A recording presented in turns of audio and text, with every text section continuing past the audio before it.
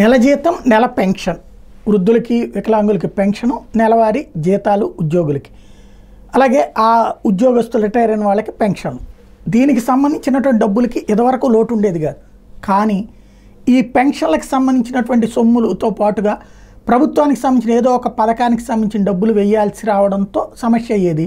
జగన్ సర్కార్ అప్పుడు ఆ డబ్బుల్ని ముందు ప్రయారిటీ పబ్లిక్ అంటం వలన ఉద్యోగుల్లో వచ్చిన కోపమే ఆ ప్రభుత్వం గద్దె దిగడానికి కారణమైంది.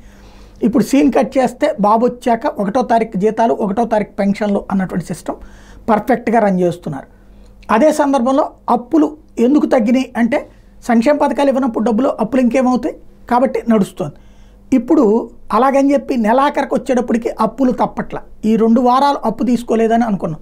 ఇప్పుడు మంగళవారం నాడు అప్పు తీసుకోబోతున్నారు. మంగళవారం నాడు వేసే సెక్యూరిటీస్ వేలంలో 3,000 కోట్ల రూపాయల అప్పు తీసుకోబోతున్నట్టుగా చంద్రబాబు ప్రభుత్వం కోరింది రిజర్వ్ బ్యాంక్ని. నేను ఇంతకుముందే చెప్పే టోటల్గా ఈ ఏడాది మొత్తానికి 45,000 కోట్లేమో అప్పు తీసుకోవడానికి అవకాశం ఇచ్చారు జగన్ సర్కార్కి. అందులో 25,000 కోట్లు వాళ్ళు ఉన్నప్పుడే చేసేశారు కాబట్టి మిగతా 25,000 కోట్లు ఉంటుంది. కాబట్టి వీళ్ళు ఈ ఏడాదిలోపు అదే చేయాల్సి ఉంటుంది. అందుకని జాగ్రత్తగా ఆచితూచి తీసుకుంటున్నారు అన్నట్టుది. ఇప్పుడు ఆచితూచినే తీసుకుంటున్నారు.